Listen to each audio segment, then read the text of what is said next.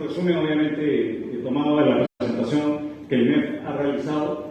Y en general, si uno se pone a ver, son cuestiones que tienen que ver con la facilitación, con el destrabe de proyectos, que tienen que ver con optimizar, digamos, una serie de habilitaciones para que no hayan cuellos de botella o inicios que enfrenten la inversión pública. Vamos a ver más elementos respecto a esto. Y también creo que es interesante donde retoma un plan nacional de infraestructura que fue un paso muy importante que dio el gobierno en el año 2019 cuando se aprobó un plan donde se identificaban proyectos con nombre y apellido que lamentablemente hemos visto un avance menor. Entonces creo que el proyecto de ley apunta en tratar de acelerar tanto la inversión pública como la inversión público-privada a través de mejoras en el mecanismo de asociación público-privada y obras por impuestos, y algunas novedades importantes como es esta modalidad de los proyectos especiales de inversión pública, que yo creo que tienen un potencial bastante importante y bastante significativo para, tomando los atributos de aquello que ha funcionado en el pasado, replicarlo a otro tipo de sectores y otro tipo de proyectos. Vamos, por favor, a la siguiente. Siguiente, por favor. Acá creo que es indudable el hecho de que tenemos una brecha en infraestructura que no se ha venido cerrando. Acá este es el último cálculo que en el 2022, en el Decreto Supremo, cuando se actualiza el Plan Nacional de Infraestructura, el MEF pone, pero acá es clave decir que esta brecha no se está cerrando y tenemos el 50% del PBI representa la brecha de infraestructura de largo plazo en múltiples sectores. Y acá, más allá de pensar en concreto y cemento, esto quiere decir que hay muchos servicios que el ciudadano no está recibiendo, servicios de todo tipo, y vemos que quizás el grueso está en deficiencias en materia de transporte o una brecha que sigue aumentando y aumentando, y no solamente eso, la calidad de la infraestructura, que también es muy importante, ha venido decayendo en el tiempo o no ha habido mejoras según rankings internacionales. Siguiente, por favor. Si uno ve cuál ha sido el avance hasta la última medición disponible desde que se lanzó el Plan Nacional de Infraestructura, el avance ha sido relativamente exiguo, menos del 25% de avance en este plan. Y este plan es absolutamente necesario. Esto responde a un criterio de priorización, de cierre de brechas, donde de manera correcta se ha incluido un tema de sostenibilidad, que yo creo que es muy importante y en línea con el estándar internacional. Pero vamos, esto es muy lento el cierre. Hay cálculos que muestran que en este ritmo de avance del plan de infraestructura tomarían 28 años cerrarlo. Entonces yo creo que el país no se puede dar el lujo de esperar 28 años siguiendo el mismo, siguiendo estas reglas y este ritmo de velocidad que es claramente insuficiente. Y a esto se suma un problema que también aborda el proyecto de ley, que es el drama de las paralizaciones que reporta la Contraloría General de la República. Acá mucho de la discusión usualmente está puesta en la ejecución del presupuesto de inversión pública, que es un problema. Pero a este hay que sumarle el hecho de que se siguen acumulando y proyectos que están paralizados en los 3 niveles de gobierno. Y esto, lamentablemente, no es que mejore. Cada trimestre que la Contraloría actualiza esta cifra, el inventario de proyectos va aumentando. ¿Y cuáles son básicamente las razones detrás, o la razón principal detrás de esta paralización? Justamente un aspecto que el proyecto de ley de facultades ataca, que se atribuye a incumplimientos contractuales de parte del Estado por faltas en lo que es la dación de permisos, licencias y autorizaciones. Entonces, acá lo que se presenta está claramente abordando una problemática que lamentablemente se ha ido extendiendo, y acá aplica a los 3 niveles de gobierno. Acá no hay, digamos, una diferencia clara. Y lo otro que creo que es importante es que hay un gran problema de expedientes técnicos mal hechos. Muchas veces la paralización responde a eso, o bien porque se hace de manera rápida y precipitada, o bien porque no hay la capacidad técnica, o bien porque acaba en lamentables actos de corrupción. Lo que tenemos es que esto es una explicación también muy cada vez más relevante de por qué hay esta parálisis de la inversión pública y esta acumulación de proyectos, algunos que tienen ya más de 10 años y siguen ahí esperando los sueños de los justos, lamentablemente. Entonces, este mayor acompañamiento que esta unidad especializada de acompañamiento de inversión en el MEF, que también es sujeta de intervención por parte del proyecto de ley, así como otras instancias de acompañamiento técnico a nivel de los gobiernos regionales y locales, se torna fundamental. Y esto hace parte del plan Compunche Perú, que creo que es positivo, porque, digamos, acá hay un problema de capacidades muy fuerte que vamos a ver muy pronto. Siguiente, por favor. A la par de los problemas de paralización y brechas que no cierran, vemos que se deja en la mesa en los 3 niveles de gobierno, en promedio, más de 15.000 millones de soles, que simplemente no se ejecutan.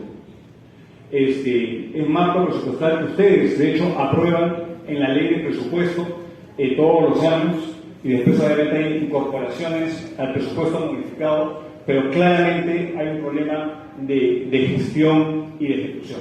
Vamos por favor a la siguiente. Ahora, si uno ve lo que ha ocurrido en el programa de asociaciones público-privadas, de concesiones y de obras por impuestos, lo que vemos es un colapso total en las adjudicaciones de las APPs. Acá, lamentablemente, el haber demonizado esa forma de incorporar al sector privado en APPs, y obviamente acá hay importantes mejoras que hay que hacer, pero la foto es esa. Básicamente no tenemos proyectos que se han adjudicado, incluso proyectos relativamente sencillos en el pasado, como eran líneas de transmisión eléctrica, no se adjudican. O sea, hasta lo más básico, que responde a una planeación que hace el COES, por ejemplo, no se ha logrado. Entonces, esto por un lado, y si a esto le suma esta modalidad, la anterior, por favor, de obras por impuestos, que es una modalidad alternativa a la ley de contrataciones, y que también es sujeta de intervención por parte del proyecto de ley de facultades, vemos que esto, pese a haber un inventario muy grande de obras sujetas a ser realizadas con O por I, vemos que también esto es como una oportunidad perdida, y hay razones que explican eso. Vamos por favor a la siguiente. Siguiente, por favor. En materia de regulación de las APPs, acá la verdad que yo tengo sentimientos encontrados, porque veo tanto cambio en la normatividad de las APPs, no sé cuántas veces ha cambiado la ley, el reglamento, de que esto genera, digamos, mucha confusión, porque simplemente ni bien cambia la ley, hay que volver a saber cómo operarla y va a volver a cambiar. Y eso también puede aplicar a la ley de contrataciones, que también entiendo hay un proyecto de ley que está siendo prepublicado y está recibiendo comentarios. Pero lo que vemos ciertamente es que hay una multiplicidad de opiniones, y vemos que los tiempos de adjudicación en el Perú rebasan cualquier tiempo normal en países industrializados de la OCDE. Si nosotros pretendemos entrar a la OCDE, evidentemente son justamente este tipo de métricas en las cuales uno ve, incluso en el caso del Perú, comparado con países vecinos, sin ir muy lejos, Chile y Colombia, hay una proliferación de entidades que tienen que dar opinión y reopinión y procesos que no van en paralelo, y eso lo que tiene es crear cuellos de botella, que justamente creo que el proyecto de ley en parte intenta resolver. Siguiente, por favor. Acá un tema que es delicado, pero que es cierto, que la Contraloría de la República tiene una función muy importante por velar por el buen uso de los recursos públicos. Se ha convertido, su intervención se ha convertido en una fuente de parálisis en muchos casos.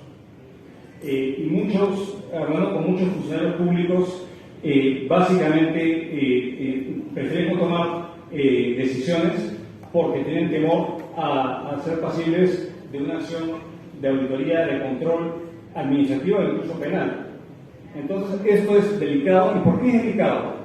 Porque según el Consejo Privado de Competitividad, que ha trabajado extensamente este tema, menos del 10% de las opiniones que da Contraloría están en el marco de sus competencias. Lo que quiere decir que el 90% del contenido de las auditorías rebasa sus competencias legales. Entonces, está yendo más allá de lo que la ley le faculta. Y evidentemente, ante esto, la mejor respuesta ante esto es la inacción. Y lo que vemos es que esto incluso ha conllevado a que las sanciones que se dan en primera instancia, el Tribunal de la Contraloría, son desestimadas en segunda instancia. Una de cada tres pasa. 2 de cada 3 simplemente se revoca porque no había una causal que sustentaba la sanción administrativa. Vamos por favor al siguiente. Acá un tema que es central y que yo creo que es quizás una de las cuestiones, y a lo que estoy viendo en mis comentarios, es que uno puede crear todas las mejoras normativas habidas y por haber, pero si no hay la capacidad de implementarlas, porque hay una altísima rotación de funcionarios por esta inestabilidad espantosa que estamos viviendo en el Estado, vista por altísima tasa de rotación, es difícil aplicar cualquier cambio normativo, y acá es poco lo que el MEF honestamente puede hacer, porque eso ya depende de cada entidad pública. Pero acá 2 ejemplos que son bastante dicientes. Uno de desde el año 2001 al año 2022 es cuánto duraba en promedio un primer ministro. Vemos que en el gobierno de Toledo y en el gobierno de Alan García II, en promedio un premier duraba 12 meses, un año. O sea, cuando los gobiernos duraban 5 años, teníamos un premier por año. Y hemos visto, lamentablemente, esta altísima rotación de autoridades que en los primeros meses del gobierno anterior, los 16 meses que estuvo, y actualmente tenemos un premier dura en promedio menos de 3 meses. Entonces, si hay esta altísima tasa de rotación, y eso significa que eso también se refleja y decanta en puestos de ministro, de viceministro, directores de línea, esto paraliza. A veces mejor es no hacer nada, esperar que va a cambiar la gente, para que voy a tomar riesgo, ejerciendo una discrecionalidad, si es que finalmente va a cambiar el titular. Es bastante ambicioso. Pero si uno también se fija en los gobiernos regionales, y uno ve la permanencia promedio del gerente regional, por ejemplo, en el caso de Arequipa o de Lima, veíamos en la gestión entre 2011 y 2014 en el gobierno regional de Arequipa, que básicamente un gobernador, un gerente regional, casi que duraba todo el periodo de gobierno, de los 4 años.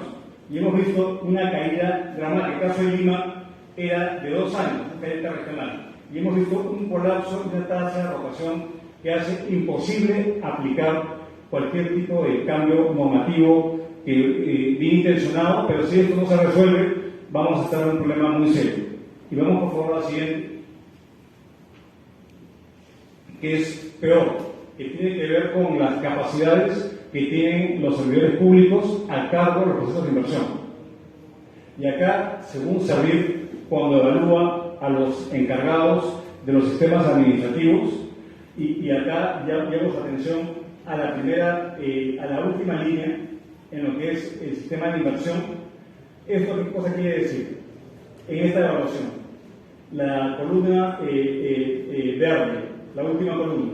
Esto quiere decir que el 2% de aquellos evaluados pasan con 18 el examen de evaluación.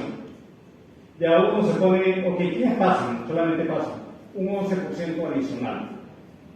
Entonces, ¿qué significa eso?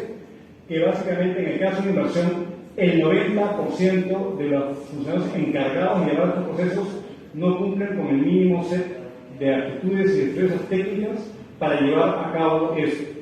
Y si uno, aparte de esto, pondera el hecho de que tenemos unidades bastante heterogéneas, tenemos municipalidades donde hay más de 1 millón de personas, o ministerios gigantescos que tienen que pasar por el mismo sistema administrativo que una municipalidad o un gobierno local donde hay 2.000 habitantes.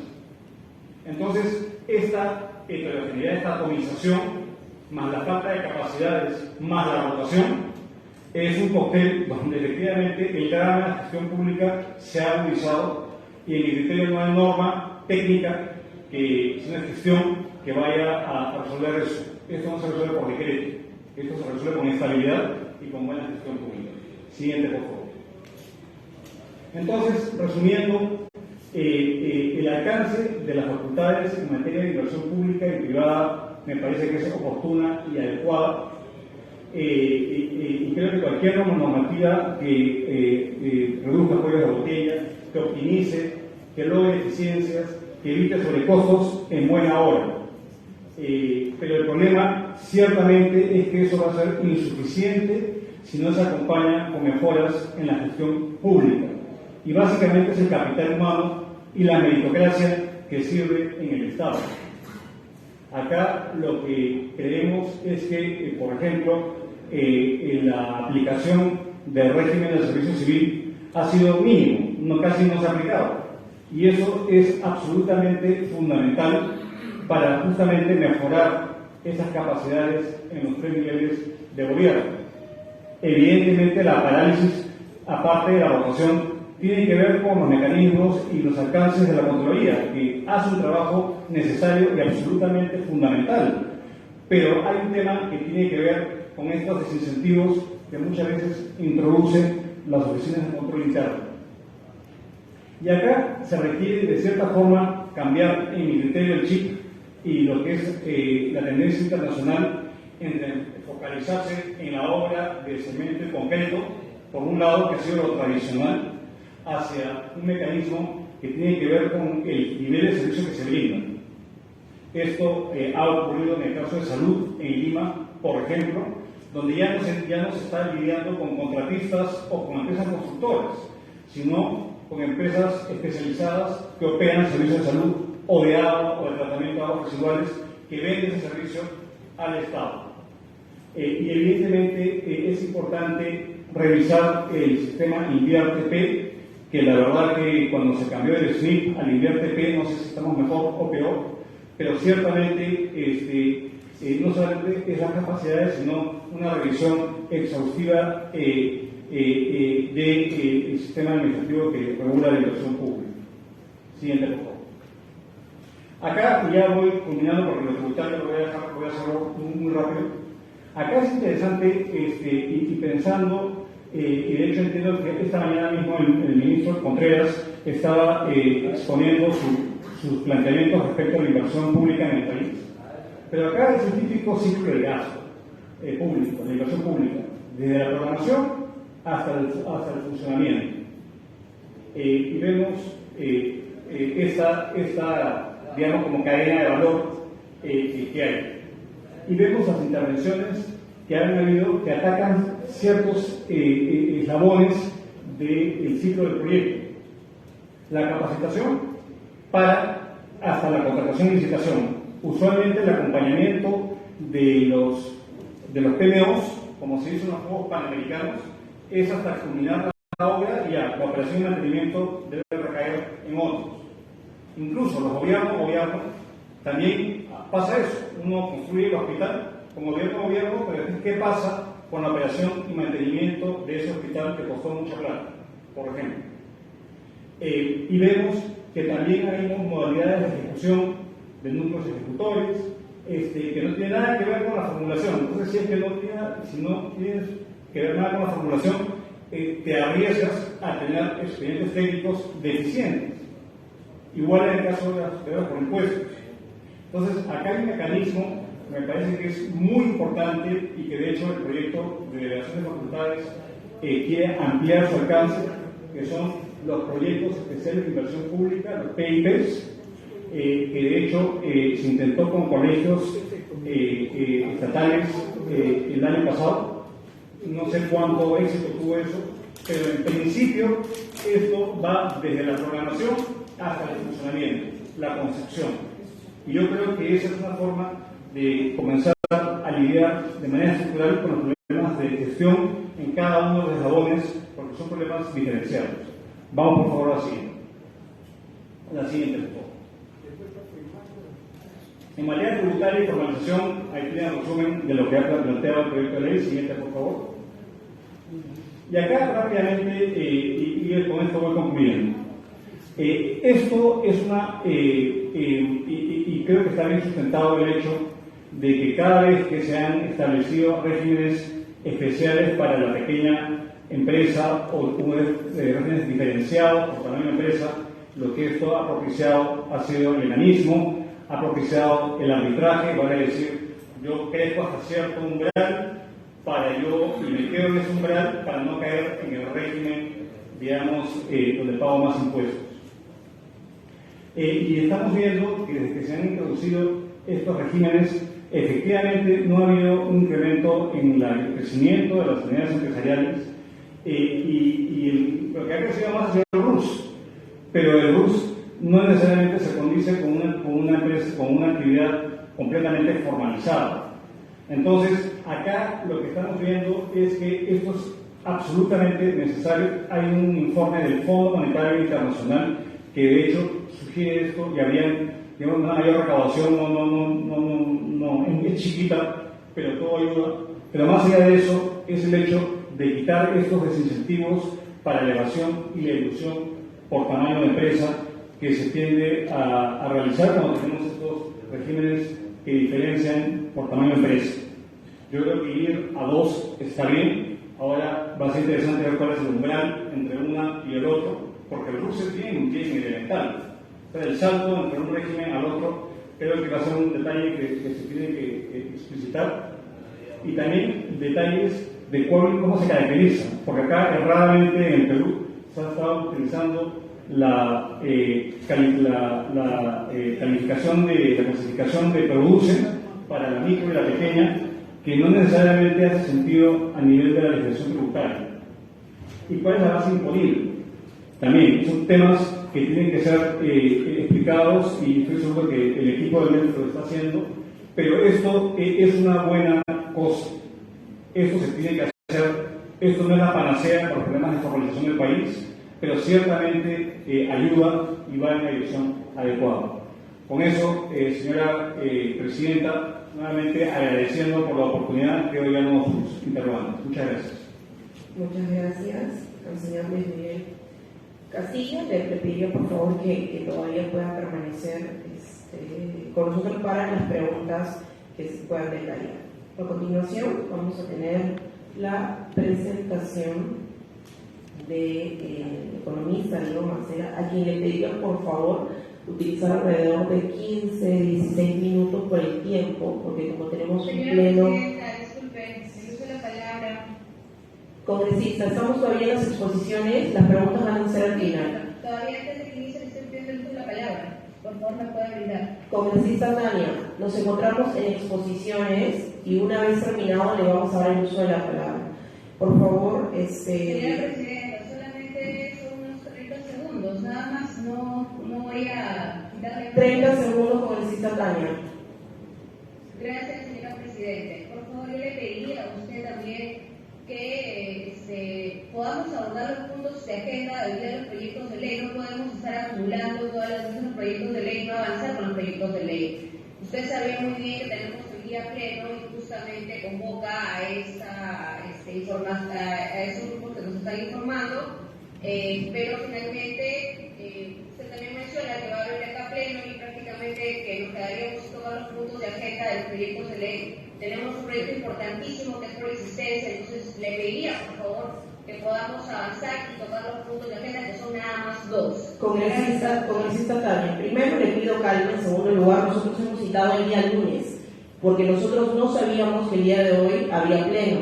El pleno se convocó para el día lunes, se ha extendido hasta el día de hoy. Eso no es un tema que mi comisión dependa. Y la prioridad en este momento es tener toda la información sobre el pedido de delegación de facultades. Yo no digo con ello que los proyectos que estén en la agenda no sean prioritarios, pero tenemos ahorita una urgencia y tenemos un plazo que cumplir. Por ello le pediría también a usted que entienda la coyuntura política, que no depende de mi comisión, sino de lo que le está pasando al país, y el presidente del Congreso ha decidido hacer pleno para las 11 de la mañana. Con todo el gusto, la misma agenda se va a repetir en la próxima sesión. Tiene la palabra el señor Diego Macera. Bienvenido. Muchísimas gracias por la invitación, señora Presidenta. Para mí un honor estar aquí. Yo sé que estamos con el tiempo corto. Felizmente el doctor Castilla ya me resumió bastante lo que iba a hacer yo, así que puedo hacer más breve. Pasamos a la siguiente, por favor. Muy rápidamente, con el resumen económico, de nuevo, esto ya lo hemos visto, no es la parte sustancial. Siguiente, por favor. La aplicación sola, quizás si tuviera, voy a dar solamente 2 diapositivas respecto de esto. La primera es entender que estamos en un contexto de desaceleración económica que ha venido bastante marcado desde el año anterior. Entonces, si uno ve el PBI y las tasas de crecimiento de los últimos meses, incluso en la diapositiva es bastante obvio que estamos con un proceso de ralentización económica, quizá incluso más claro ver la demanda interna, ¿no? Una vez que uno limpia la parte internacional, se ve claramente que estamos en un proceso de desaceleración que responde a varias consideraciones, pero hay una urgencia, y lo mencionaba la pasada también, hay una urgencia de tratar de relanzar medidas estructurales que ayuden a volver a poner el PBI potencial, ¿no?, en tasas de repente más cercanas al 4 o 5% desde el 3% que estamos hoy día. Es decir, acá hay una urgencia, ¿no? El Perú no puede ser un país que se quede estancado en un crecimiento de 2 a 3%. Eso es muy importante tener en cuenta. 2 a 3% para el Perú es tremendamente insuficiente, ¿no? Y hoy pareciera que estamos dando gracias por estar al 3%. Eso hay que tenerlo claro. Vamos a la siguiente, por favor.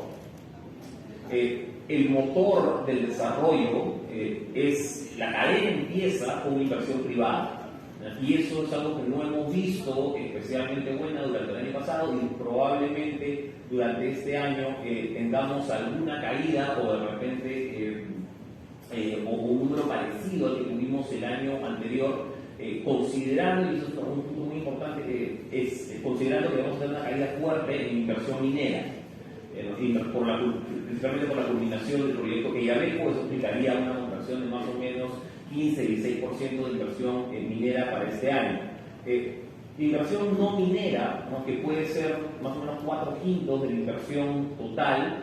Para este año esperamos un número de repente parecido al que tuvimos el año anterior, pero ojo, en la línea roja del gráfico de la izquierda venimos también en un proceso de desaceleración, ¿no? Y aquí empieza a frenar no solamente la coyuntura internacional, sino también la coyuntura local, incertidumbre política y demás variables que podemos ir midiendo.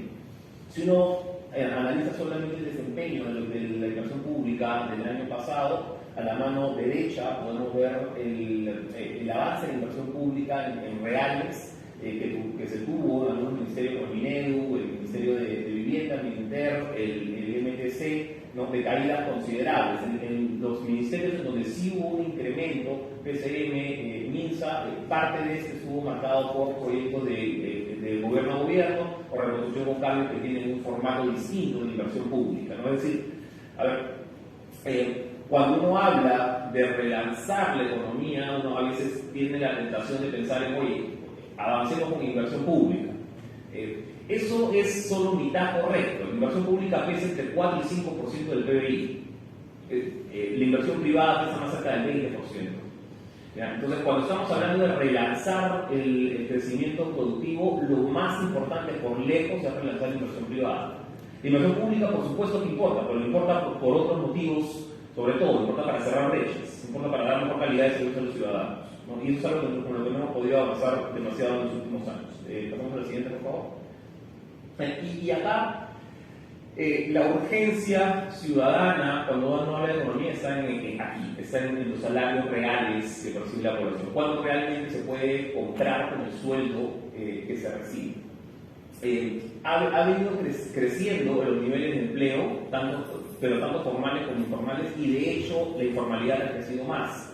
Si uno mira ya cuánto se está recibiendo, cuánta plata está queda en el bolsillo de las personas y consideramos el efecto de la inflación para hacer la variación real, uno ve que en el Perú todavía hay un tramo bastante alto para recuperar los ingresos que teníamos en el 2019. O aquí estamos comparando con pre-pandemia. Perú en zonas urbanas está 12-13% por debajo los ingresos reales de lo que teníamos en el 2019. ¿No? Eso si lo podemos comparar con México, con Chile, por ejemplo, donde ya se han recuperado, incluso con el caso de México, están por encima. Esa es la urgencia.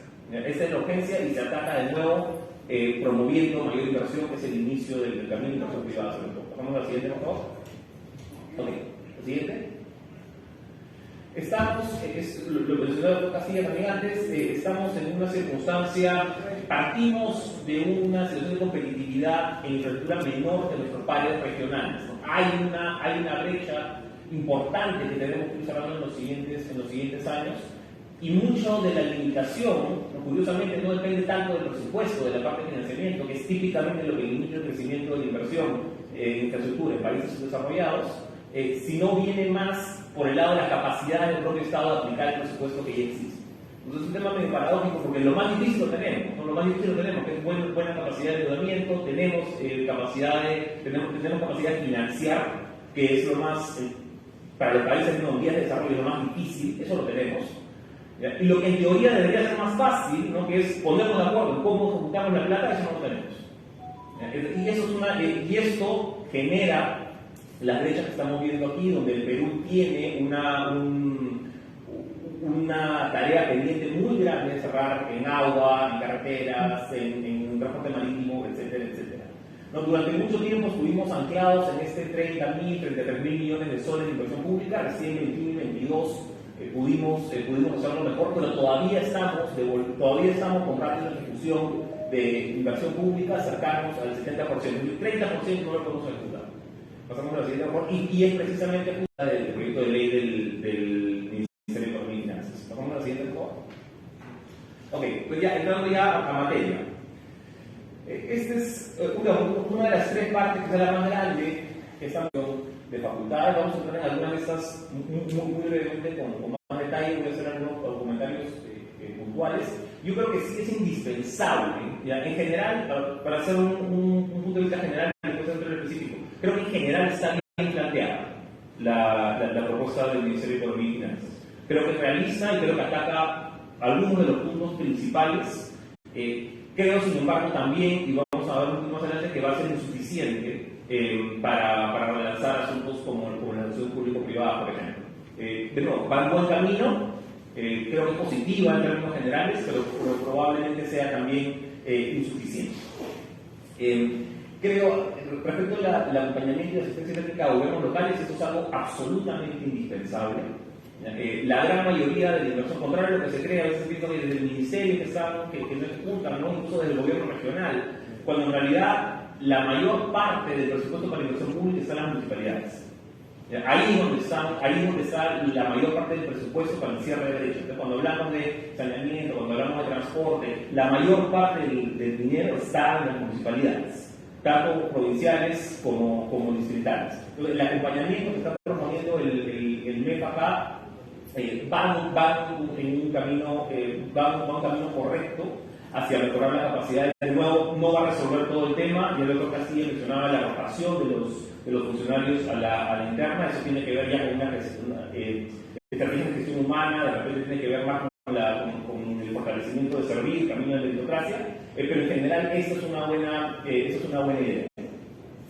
Respecto de la optimización de procesos y flexibilización de plazos, aquí de repente es un poco menos empático. Creo que sí es bueno pero va a ser un poquito, los resultados probablemente sean un poco más limitados, sobre todo cuando estamos hablando de APPs. Yo creo que va a ser muy importante poder identificar cuáles son estas mejoras que hemos hecho en los procesos de certificación ambiental o en la liberación de predios, que puedan ser que hoy día se aplican a través de esquemas especiales, ¿no? Puede ser reconstrucción o cambio, puede ser gobierno a gobierno, puede ser el plan nacional de infraestructura. En general estamos poniendo muchas cajitas especiales, un poco parecido a lo que vamos a hablar con tributario. Estamos poniendo muchas cajitas especiales que le dan facultades especiales a estos proyectos para avanzar más rápido, para ser más eficientes, pero no estamos proponiendo, no estamos viendo cuáles son, qué cosas específicamente esas facultades especiales se pueden trasladar a proyectos más chicos, a los proyectos que necesitan las municipalidades, ¿no? De repente, algunas de las experiencias que hemos tenido con los PMO, con los panamericanos, con datos NEX, podemos tener la flexibilidad de adoptarlas también. El punto central es qué cosas podemos aprender de lo que ha funcionado en esas cajitas especiales para aplicarlas al proyecto de inversión pública general. Eso es lo fundamental, en vez de estar haciendo excepciones. Respecto al último punto, el uso de recursos y financiamiento adicional, creo que esto va por unas regalías que después no se pueden usar en darle una operación efectiva a la infraestructura que se aplica. No mencionaba Dr. Castilla, caso de un hospital, ¿no? Oye, puedo construir un hospital muy bacán, última generación, pero luego llego y no hay doctores o no hay medicamentos, ¿no? Entonces esas son limitaciones que a veces tenemos con estas avances especiales de OPOI y del uso de cargos y regalías. Creo que la visión del MEF ataca estos puntos, quizá todavía sin la posibilidad de cerrar de todo la solución. De hecho, aquí la solución creo que va mucho más allá de lo que se puede proponer en un periodo de las facultades. Vamos con una revisión un poquito más sistemática de los usos del cargo. Pasamos al siguiente, por favor. Esa es una visión por región de una diapositiva anterior que mostraba el doctor Castilla. La parte de la derecha es cuáles son, qué porcentaje de las municipalidades requieren atención prioritaria, urgente, en sus capacidades para desarrollar inversión pública. Entonces, esto varía bastante, ¿no? En promedio, el mencionado por Castilla era 51, que es lo que tenemos ahí, ¿no? Hay 51% de núcleos que necesitan esta ayuda urgente para poder desarrollar competencias mínimas en cuanto a la inversión pública. Pero esto varía bastante, no sé si uno ve el caso de Lima, Madre de Dios, Tacna, los promedios están más cerca del 40%, no sé si uno ve Tumbes, Apurima, Ancash, la atención urgente llega más cerca de 2/3. ¿Ya? Entonces, quizá aquí una priorización en aquellas regiones en donde hay mayores brechas, no tanto físicas como de capital humano, puede ser importante, ¿no? Es dónde están las principales brechas, ¿no? Podemos identificarlas por región, por municipalidad, ahí es donde tenemos que empezar a atacar más fuerte. En general, a la mano izquierda lo que tenemos son el porcentaje de municipalidades con niveles de ejecución menores al 60%. No, aquí hay una diferencia también entre las estadísticas que puede tener Madre de Dios, Arequipa, o las que pueden tener San Martín, Cusco y Puno. Entonces es importante tener esa visión, pero el camino está bien, ¿no? Es importante aplicarlo con prioridad en aquellos lugares donde las brechas son más urgentes de cerrar. Pasamos a la siguiente, por favor. En la primera parte lo mostraba ya el doctor Castilla. Tenemos un problema muy serio en la adjudicación de APPs. ¿Ya? Y esto no lo vamos a solucionar, creo, con otro cambio de regulación, que creo que está bien. Esta propuesta de capacidad de ajustar mejor la capacidad de ajustar los ciclos de avance del APP es correcta. ¿Ya? Pero eso no va a solucionar ni de cerca el problema que tenemos aquí. ¿Ya? Esto pasa, me parece muchísimo, hay una parte política y una parte narrativa ¿no? respecto de las APPs, pero también pasa por replantear, me parece a mí, de fondo, el rol de proinversión, ¿no? Que en los últimos años ha tenido un desempeño que digamos, debería haber sido muchísimo mejor. Parte del problema, ¿no? con las APPs es la cantidad de entidades que participan en este proceso.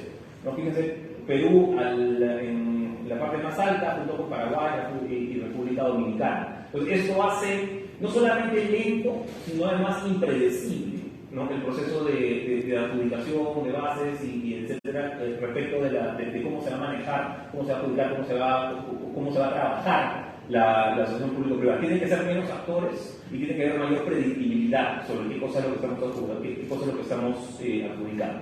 Eso es solamente uno de los problemas que tenemos pendientes, pero que claro, no es que lo estemos resolviendo en este pedido de diputadas delegadas. Pasamos a la siguiente, por favor. Pasamos a la siguiente. Solamente mencionar aquí muy rápido, y eso es algo a lo que hacía alusión hace un momento.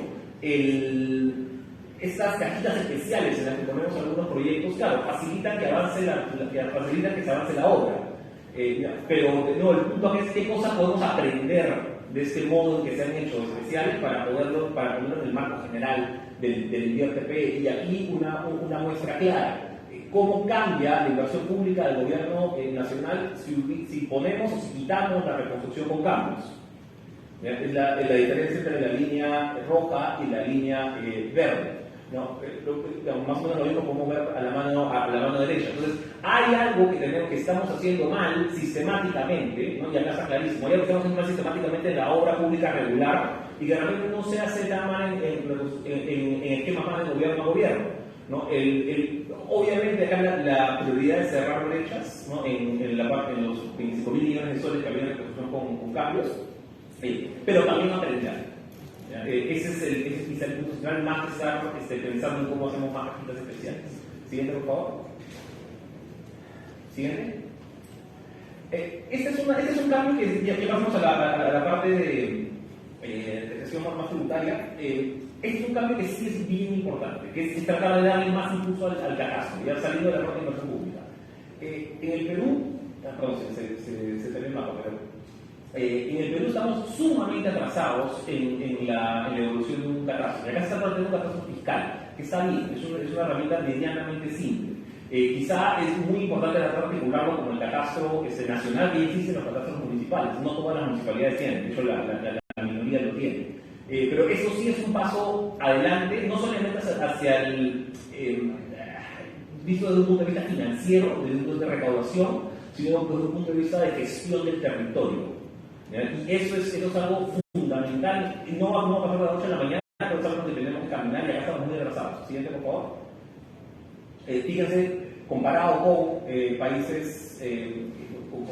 países de la región, estos son los ingresos subnacionales que se reciben en cada una de las naciones evaluadas.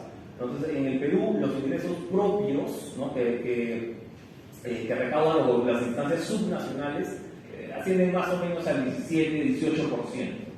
¿no? O sea, lo que pueden recaudar las municipalidades, los gobiernos locales es relativamente bajo, en parte por esta falta de capacidad de saber exactamente qué cosas hay en el territorio y cómo puedo cobrarlo. Eso se empieza a resolver a través de un catastro. Pero esta iniciativa tiene que ir, creo yo, mucho más allá de solamente la parte fiscal, sino ya de usos también del propio territorio. Por supuesto, acá hay algunos estados que son federados, con lo cual eso complica un poquito la comparación. Pero en general, aquí hay un camino muy importante que tenemos que empezar a seguir. Creo que es una buena idea de empezarlo por la parte de la gestión fiscal, que de repente es la manera más simple de empezar. Siguiente, por favor. Ok, vamos ya a la última parte, que son las modificaciones tributarias. Siguiente, por favor. Hay un problema serio en la distribución de la recaudación del Perú. Fíjense, en la última estructura del MEF del año pasado, entre empresas medianas y grandes que están en el régimen general, 0.8%, o sea, son menos del 1% de los contribuyentes, pero explican casi el 80% de la recaudación. Ahí hay un problema, hay un tema que tenemos que tomar en cuenta, que es muy serio. Yo creo que de todas las propuestas que ha planteado el Ministerio de Economía en este pedido de facultades, de repente esa es la más interesante y la más ambiciosa. Y aquí es también la que va a abarcar a la mayor cantidad, probablemente la que va a impactar a una cantidad de personas sumamente grande, ¿no? Y es una de las que el Congreso de la República, como órgano representativo de la nación, tiene que prestarle especialmente atención. ¿ya? Porque esto sí puede significar un cambio grande en la manera en que millones de contribuyentes se interrelacionan con el Estado y en su capacidad de efectivamente crecer y aportar al fisco. Creo que el camino pasa por estandarizar los regímenes que tenemos hoy día para evitar que haya tantos espacios de arbitraje y de ilusión y evasión como lo que estamos viendo hoy día. Esta es una propuesta sumamente ambiciosa. Es sumamente ambicioso lo que se está planteando acá el MEF. Creo que es un buen camino, es parte de las recomendaciones internacionales. Hoy día tenemos regímenes demasiado dispersos, pero insisto, buen camino, pero es algo en lo que el Congreso tiene que prestarle atención porque es muy importante. Siguiente, por favor. Muy chiquito de eso del turismo, la reducción del IGB al turistas, creo que puede ayudar en el margen, probablemente no va a resolver ni de cerca los problemas estructurales que tenemos hoy día con el sector. La demanda, obviamente la demanda por turismo en el Perú está bastante baja. Sí creo que hay que buscar, sí creo que hay que tener cuidado porque no hay espacios donde se pueda aprovechar prácticas evasivas. Dentro de estos regímenes de excepción de IGB siempre hay estas tentaciones en algunos. Siguiente, por favor. Ya voy terminando aquí. El Ministerio de Economía y Finanzas propone algunas exoneraciones, algunas ayudas que en general están bien orientadas, pero yo solamente quiero hacer énfasis en estas ayudas tributarias que se le dan a diferentes sectores, muchas de ellas justificadas y correctas, nunca se evalúan. Nunca sabemos si funcionaron o no funcionaron. No sabemos si esta devolución de las 3 UITs a las personas por llorar en hoteles y restaurantes funciona o no funciona. Las exoneraciones que tenemos en sectores, yo pienso, nos cuesta más mantenerla por default, ¿ya?, que hacer una evaluación seria sobre si está funcionando o no está funcionando para los fines que se plantean. Nos cuesta más mantenerla por default. Yo creo que, de nuevo, la mayoría están bien planteadas, me parece correcta, pero no estaría de más cuando el MEF pide, oye, sigamos con estas exoneraciones, cambiamos acá, de acuerdo, mantenemos acá, pero de acá a un año tengamos una evaluación, o 2 años, o 3 años, una evaluación de si funcionaron o no funcionaron. ¿Qué cosa esperábamos conseguir? ¿Qué cosa realmente se consigue? Ya, esa parte que hemos venido pateando ya muchísimos años y no terminamos de cerrar el círculo. Ya con eso, siguiente, por favor. Sí, ya con eso culminamos. Muchas gracias por su atención. Disculpen la distracción. Muchas gracias al economista Diego Macera. Vamos a pasar con el último expositor, el señor Pedro Franque. Me ha enviado un documento que no va a poder participar. Tenemos entonces ya en la sala al economista Luis Alberto Arias Pinaya, a quien damos la más cordial bienvenida y dejamos en el uso de la palabra. Sí, muy buenos días, señores congresistas. Yo voy a hacer comentarios muy concretos al proyecto de delegación de facultades en 2 temas. El primero de ellos en materia tributaria y el segundo de ellos en materia catastral. Con respecto a la solicitud de delegación de facultades en materia tributaria, voy a ir punto por punto de acuerdo a lo que está en el proyecto de ley. El inciso A se refiere a facultades para modificar el régimen simplificado del impuesto a la renta. En el Perú existen 3 regímenes simplificados en el sistema tributario. Existe el régimen único simplificado, que todos conocemos, que es una cuota fija y que su pago implica pagar en una sola cuota el IGB y el impuesto a la renta. Luego existen 2 regímenes simplificados exclusivamente de renta. El primero, que es un porcentaje de los ingresos o de las ventas, que es el régimen especial de la renta, que es conocido como el RER. Y el segundo, el más reciente, es el REMIPE, o régimen MIPE tributario, que aplica a las micro y a las pequeñas empresas. Este régimen permite pagar el 10% de las utilidades como tasa de impuesto a la renta en lugar del 29.5% que pagan todas las empresas. Y aplica, reitero, también a las pequeñas empresas. Estos tres regímenes, en primer lugar, el número de regímenes simplificados es excesivo, permite, como acabo de escuchar, lo que se llama un arbitraje tributario, es decir, las pequeñas empresas deciden cuál de los tres regímenes les acomoda mejor, es decir, en cuál de los tres regímenes se puede pagar menos impuestos. Y eso no está necesariamente mal, pero el segundo efecto de la existencia de tres regímenes tributarios es la atomización de las empresas. Y cuando uno mira las estadísticas del crecimiento del número de empresas en el país, lo único que crece son las microempresas. No hay crecimiento de las empresas medianas y de las empresas grandes.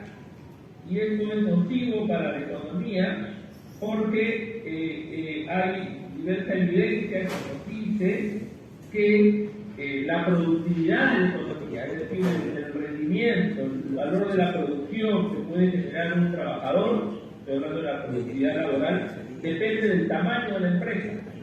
Y esa productividad de la economía es mayor en las empresas medianas y es mayor en las empresas grandes. Las microempresas tienen niveles de productividad más bajos y quizás aquí esté una de las causas más importantes de la informalidad.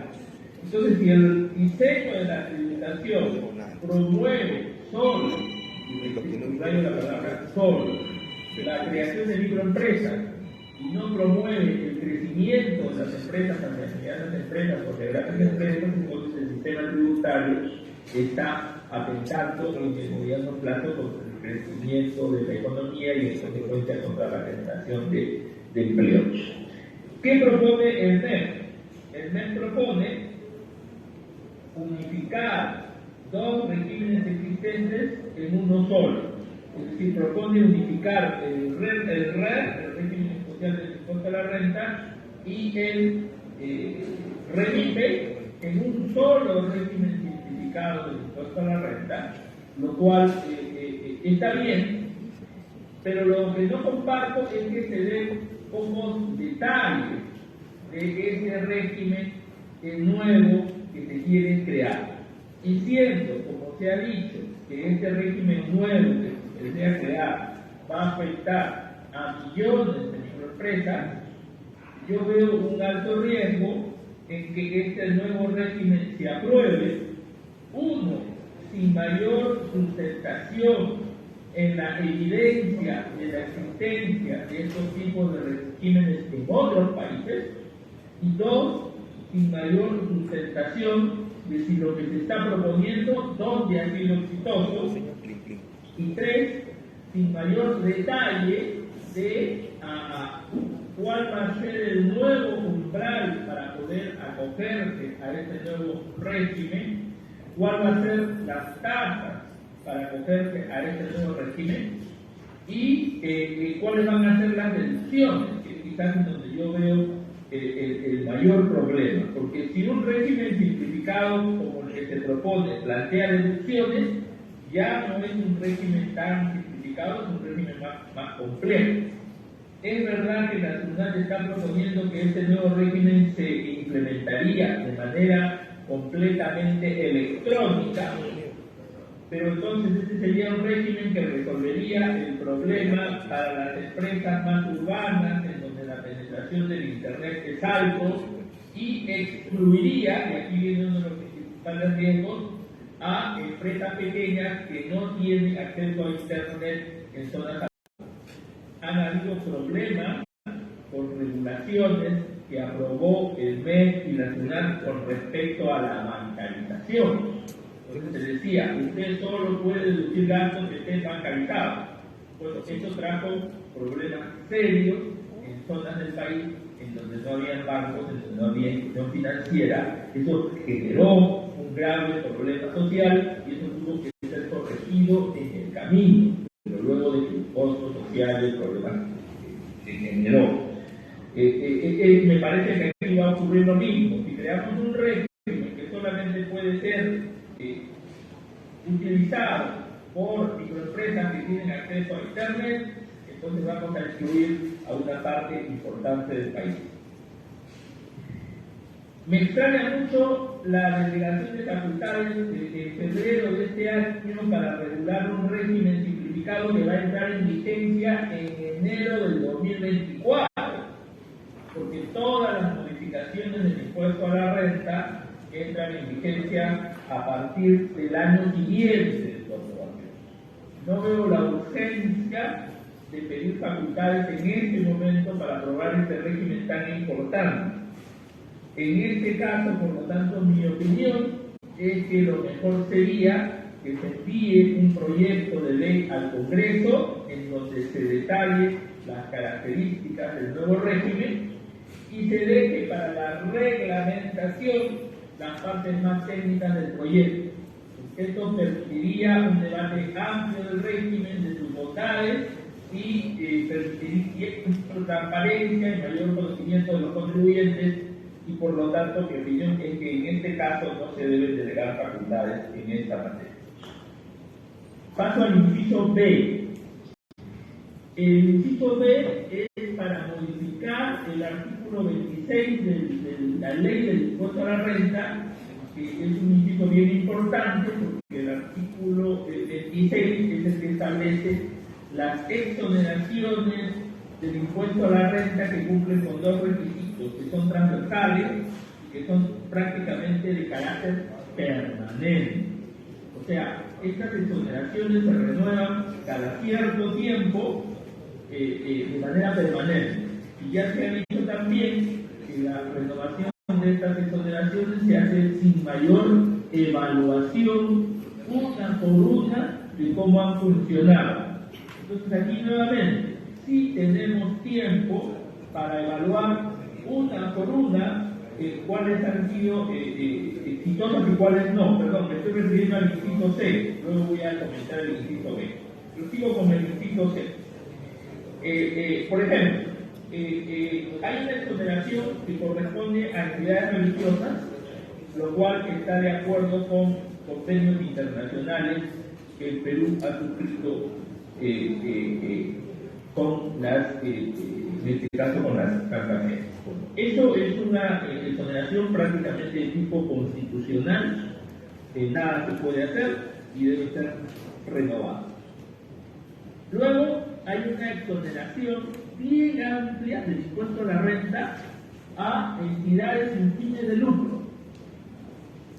Yo creo que bajo el ámbito, bajo la protección de esta exoneración, se genera mucha evasión tributaria.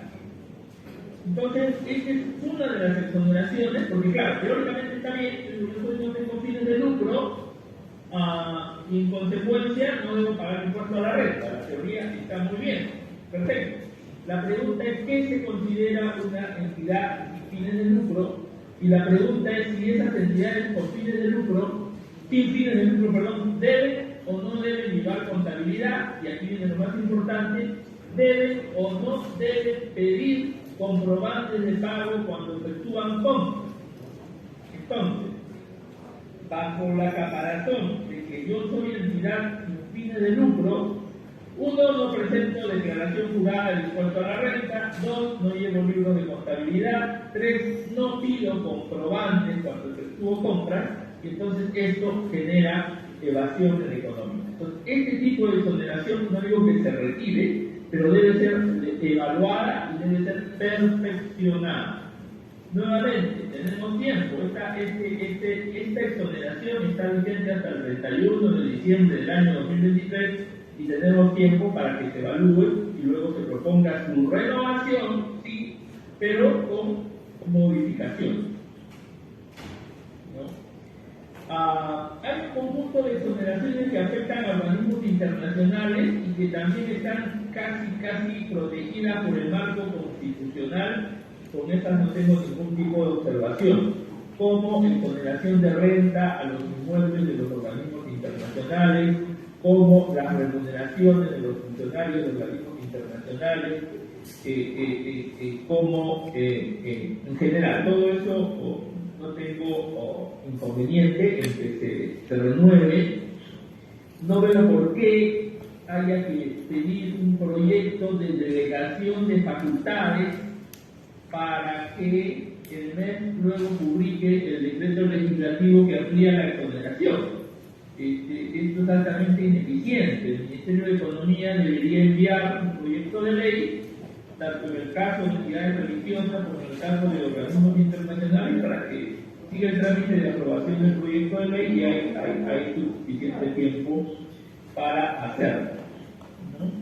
Y luego hay un conjunto, digamos, dentro de estas exoneraciones hay una muy importante que tiene que ver con la exoneración de los intereses bancarios que generan los depósitos en entidades financieras. Eso, por ejemplo, para mí debería ser evaluado en base a la experiencia internacional para ver si continúa ese tipo de exoneración o no. En general, coincido con lo que se ha dicho, se pide cheque en blanco para renovar exoneraciones sin efectuar una evaluación caso por caso.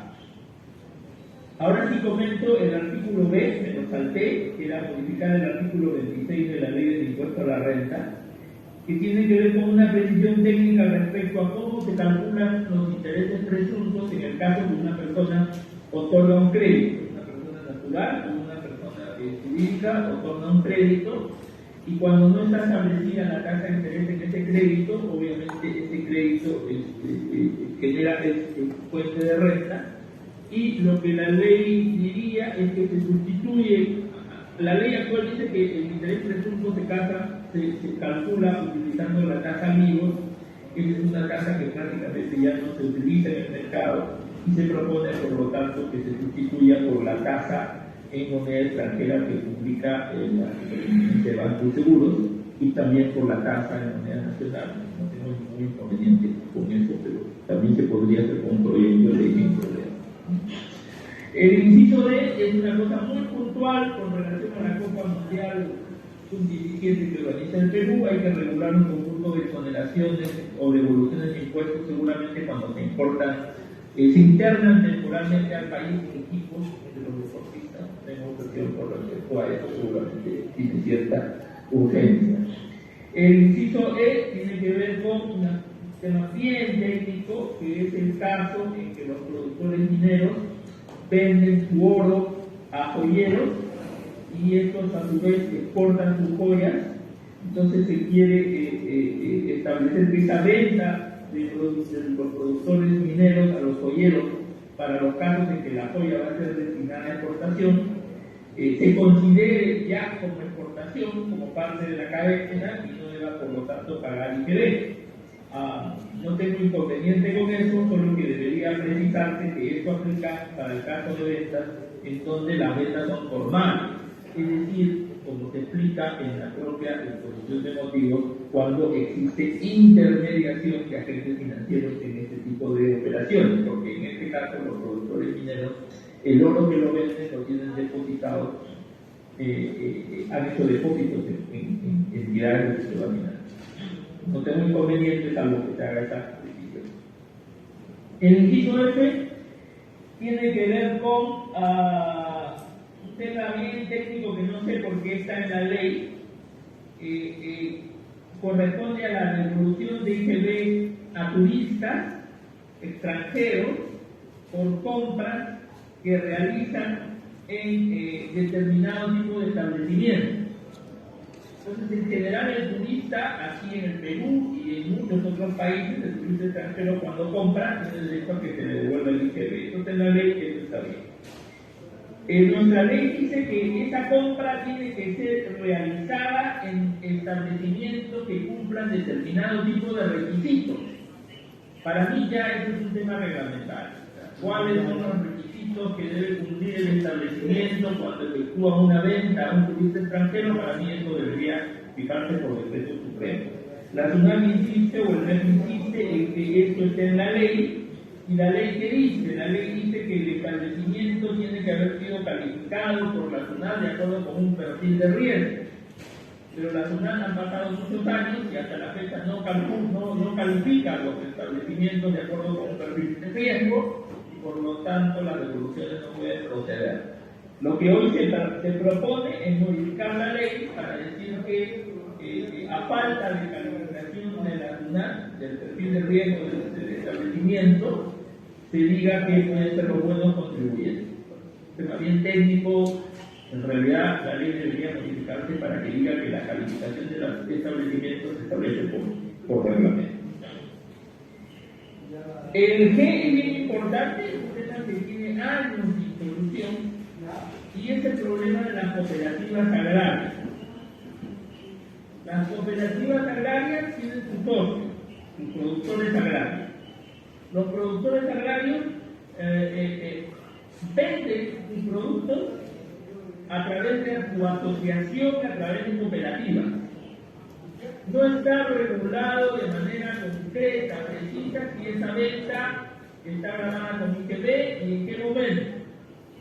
Entonces, la cooperativa agraria tiene contingencias tributarias enormes, porque en algunos casos han cobrado el IGB, en otros casos no los han cobrado. Hay un problema de vacío legal y esto tiene que ser resuelto por una ley amplia. En este caso sí estoy de acuerdo porque es un tema técnico, porque es un tema que no va a afectar la carga tributaria de nadie, que se deleguen facultades para que sea el MES quien regule cómo funciona el IGB en el caso de los actos cooperativos, que es el caso en donde los productores agrarios venden su mercadería a las cooperativas, de los cuales son el punto que es importantísimo que sea delegado. Y ya para terminar, en materia tributaria, el inciso H es una consideración del IGB para las importaciones que realizan los megaproyectos, que son las líneas del metro. En general, la técnica tributaria dice que cuando hablamos de inversiones enormes, que toma 5, 10, 15 años construirlas, al comprar equipos, al invertir en capital físico, se paga IGB y eso no se recupera durante años hasta que empiezan a operar, en este caso el metro, y entonces es un costo financiero enorme. Entonces lo que dice la técnica tributaria es que estas compras deben ser efectuadas del IGB, esto es correcto. Se puede aprobar por una ley del Congreso o se puede aprobar mediante delegación de facultades, de lo único que se sabe también. Finalmente, un comentario respecto al catastro, la delegación de facultades en materia catastral. Varios analistas suponen que el catastro es un instrumento de cobro de impuestos predial, solamente. El catastro, yo no comparto, digamos, esa idea. El catastro no solo es un instrumento de cobro del impuesto predial, el catastro es un instrumento de cobro del sistema tributario en general, particularmente el impuesto a la renta y también del IGB. El catastro es un instrumento potentísimo para combatir la informalidad de la economía. La economía es enormemente informal, no solo en materia laboral, sino en materia económica también. En los países de la OCDE, cuando uno presenta su declaración jurada anual del impuesto a la renta, cuando uno presenta su declaración mensual del impuesto al valor agregado, en las declaraciones la identificación tributaria es doble. Por un lado, el código del contribuyente, que es el RUC, y por otro lado, el código catastral, que es donde funcionan las operaciones, las actividades de la empresa. Entonces, de esta manera uno tiene territorialmente mapeado sus contribuyentes dónde están y por lo tanto puede saber dónde hay actividades económicas en donde no hay, digamos, hay alto consumo de luz, hay alto consumo de agua, pero no hay una declaración que asocie y vincule con el catastro de ese predio en donde se realizan actividades. Entonces, el catastro es un elemento que permite cubrir, o sea, tener una mirada territorial del pago de impuestos, no solo prediales, sino del impuesto a la renta y del IGB. Y eso es una reforma que yo llamo estructural fundamental. Es por eso que en la mayoría de los países de la OCDE, España, Francia, Inglaterra, tienen sus agencias especializadas para construir y mantener catastros nacionales fiscales. En el Perú no tenemos eso. En el Perú le encargamos a las 1.800 municipalidades de manera atomizada que cada municipalidad construya el catastro de su jurisdicción. Ahí está la estadística del mes, en donde muestra la absoluta ineficiencia de las municipalidades, no solo para construir catastros, sino para mantenerlos. Lo más costoso es el mantenimiento de los catastros. El proyecto de delegación de facultades del MES es bien limitado en materia de este problema catastral. En realidad solo pide que el MES sea el órgano rector, no sea el órgano constructor. Bueno, como se dice de lobo un pelo, empezamos quizás bien con que haya un organismo rector, pero en realidad lo que necesitamos hacer es asignar a alguna agencia o PD se llama ahora gubernamental la responsabilidad de diseñar, construir y mantener el catastro nacional de predios. Eso no se está haciendo en esta delegación de facultades, solo está pidiendo asignar la rectoría, imagino, normativa, pero bajo una estrategia que no está bien explicada en el proyecto. Creo que esta delegación merecería un mayor debate, una mayor explicación y quizás un perfeccionamiento, porque es una de las reformas más importantes para combatir la informalidad y para generar ingresos fiscales, lo que permitiría pues, hacer reformas importantes en materia de asignación presupuestal de gasto social en el presupuesto. Esos serían todos mis comentarios y muchas gracias. Muchísimas gracias al economista Luis Alberto Arias Minaya. Ofrezco las dispensas de la presidenta de la Comisión, Rosángela Barbarán, que tiene una reunión de urgencia. Como secretario de esta comisión voy a dirigirla. A continuación, luego de la exposición de nuestros invitados, de los connotados economistas del país, le doy la bienvenida al congresista José Gerí, que además es el presidente del bloque por la inversión, miembro de esta comisión, a la congresista Betsy Chávez, al congresista Montoya, que se han unido. Por favor, señora doctora secretaria técnica, consigne la asistencia de los congresistas en mención. Si alguno de los colegas desea hacer el uso de la palabra para hacer algunas consultas a nuestros invitados, tienen el uso de la palabra. Congresista Carlos Anderson, adelante. Buenos días, un saludo a mis colegas economistas. Yo quería hacer dos precisiones.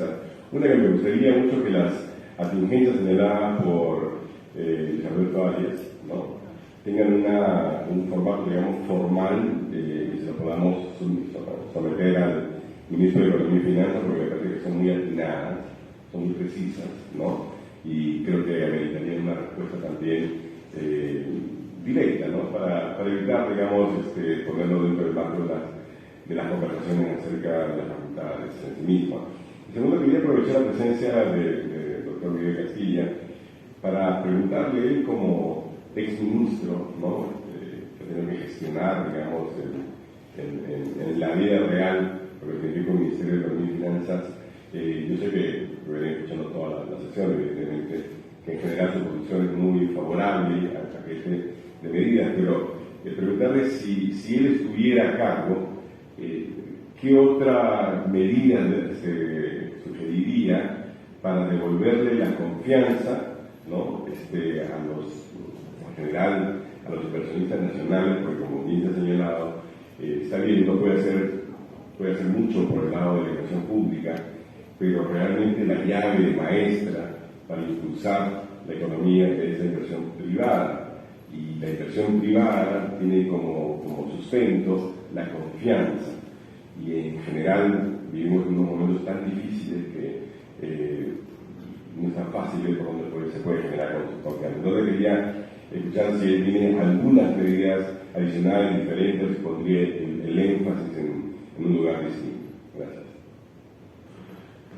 Tiene usted el uso de la palabra, doctor Castilla.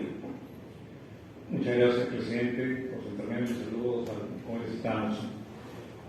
No, yo no voy a dar ningún tipo de receta, ni mucho menos, pero sí voy a citar lo que dijo ayer, lo que dijo el informe de Moody's, donde se baja la perspectiva de estable negativa. Y básicamente, reiterando lo que ya dije en mi intervención, lo que las agencias calificadoras de riesgo cuestionan no es el manejo macroeconómico del país, de hecho lo resaltan, y es Perú ha logrado salir airoso de estos años complicados por la pandemia y demás. Lo que ellos mencionan es la falta de acuerdo político y los problemas de gobernabilidad del país que impiden que haya certidumbre, que haya estabilidad, y que eso mina el atractivo del país para atraer inversión.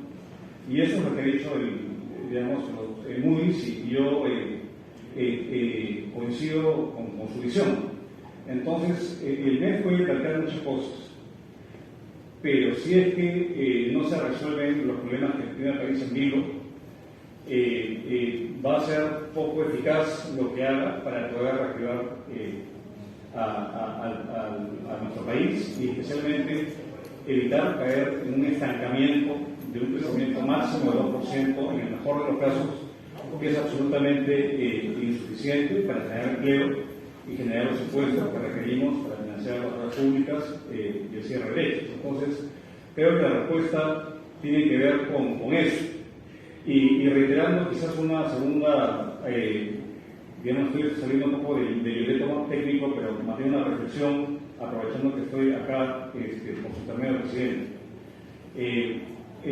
Recordemos que cuando el año 21 hubo la peor y la más grande salida de capitales del país en la historia, que hizo que el tipo de cambio se fuera a 4.10, con una afectación en la inflación importada, con una afectación en el encarecimiento de todo, y eso tuvo un cambio muy grande que se dio cuando el Congreso de la República, de hecho en el mes de octubre, si mal no recuerdo, puso un candado muy claro de que cualquier cambio constitucional tendría que tramitarse en el seno del Congreso y a través de los mecanismos existentes.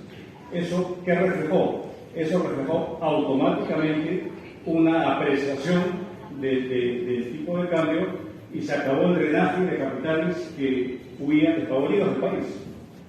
Entonces, nuevamente, en tanto persista esta incertidumbre, esta espada de Damocles sobre el modelo económico nuestro, eso simplemente ahuyenta la inversión que, como es sabido, representa la privada, representa el 80% de la inversión total del país, que es la que genera empleo. Entonces son temas que lamentablemente van más allá de la facultad del Ministerio de Economía. Ahora, si es que uno va a un tema puntual, que creo que es fundamental, o dos temas puntuales, y voy a reiterar lo que he dicho, es en el país se tiene que revirar la descentralización por lo que tenemos, y sin ningún criterio interpretar esto como recentralizar. Yo creo que eso no aplica.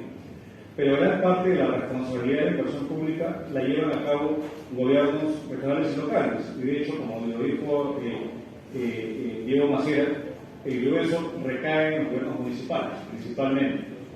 Entonces, cuando tenemos un esquema que después de 20 años no ha funcionado del todo, yo creo que sería bien ver exactamente qué cambios y qué debate debería haber para efectivamente ver qué ajustes habría que hacer en el proceso de descentralización, porque de hecho las facultades la tienen los gobiernos regionales y locales luego de 20 años.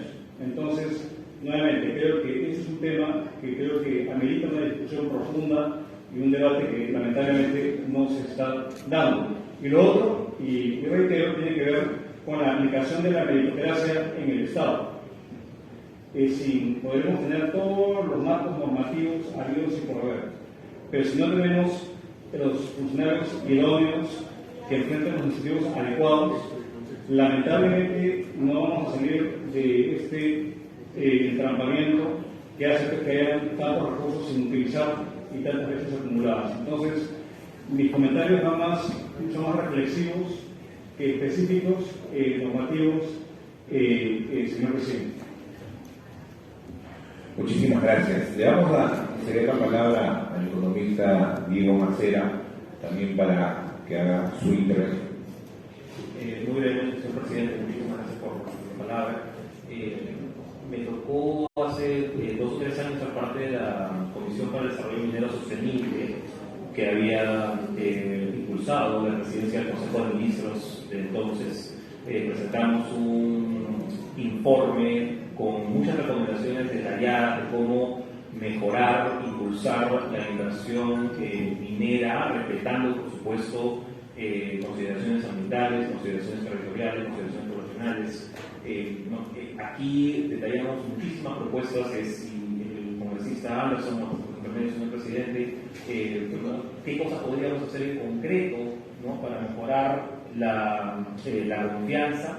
En ese documento, presentado hace unos 3 años, no hubo una pluralidad de voces y trabajamos en propuestas sumamente concretas, incluyendo, por ejemplo, mencionaba ahora el catastro nacional, estaba ahí ya contemplado, pero de una forma un poco más ambiciosa de la que ha planteado hoy el Ministerio de Economía y Finanzas. Esto es solamente, entre comillas, solamente para la parte minera, pero sabemos que en los últimos años se ha representado un porcentaje sumamente importante de inversión total. Entonces, creo que aprovechar este documento que ya está entregado oficialmente a la presidencia del Consejo de Ministros se podría ser un camino interesante a considerar.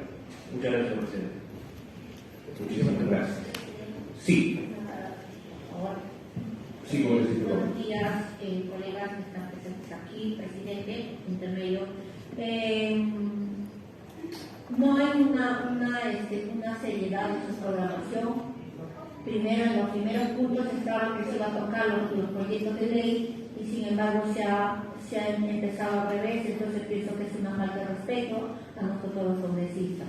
Bueno, yo considero así, porque es una falta de respeto, porque nos voltean la página y empiezan al revés, ¿no? Entonces,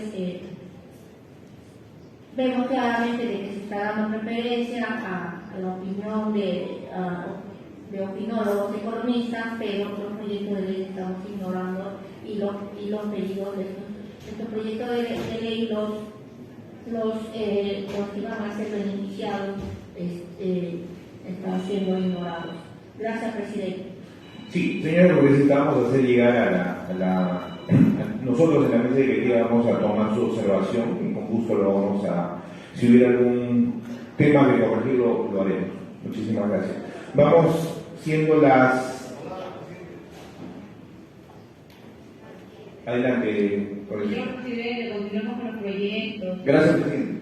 Presidente, yo al contrario quiero más bien agradecer a los expertos que han venido a visitarnos, porque sin duda alguna nos ayudan a tomar decisiones y creo que en momentos cruciales para el país necesitamos al contrario escuchar más voces, escuchar a quienes conocen de estos temas.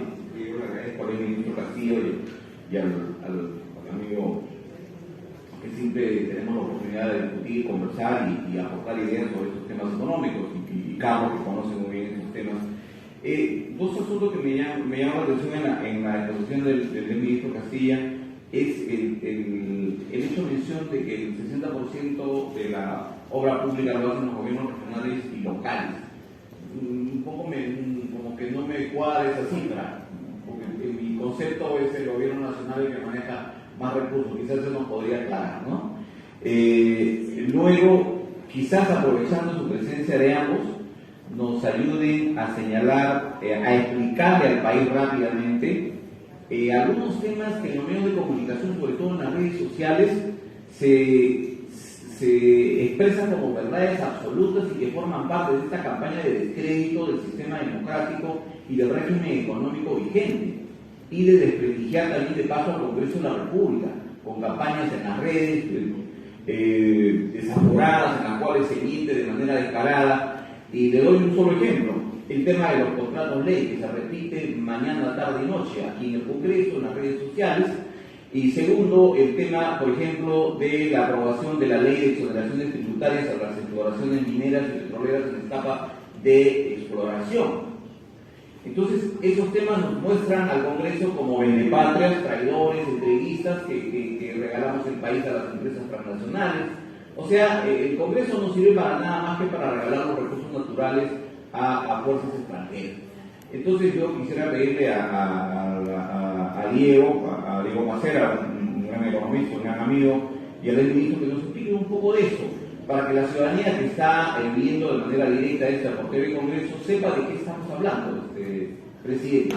Y yo creo que nos ayudaría a esclarecer las cosas y además nos ayudaría mucho también a tomar decisiones en torno a la delegación de facultades que está pidiendo el Ejecutivo. Gracias, presidente. Gracias. Congresista Salguana, le voy a solicitar, por favor, ya va a empezar el pleno, ahora están pasando asistencia. Las consultas que usted ha realizado se las vamos a trasladar por escrito a los profesionales para que de esa manera podamos absorberlas. Quiero agradecer la presencia del economista Luis Miguel Castilla, del economista Diego Macera, del economista Luis Alberto Arias, por haber participado en esta sesión, agradeciéndoles su participación y sus aportes.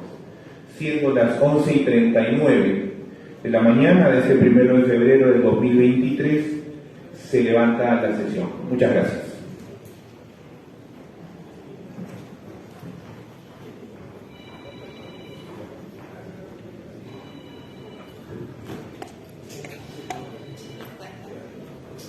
Sí, estamos saliendo en vivo.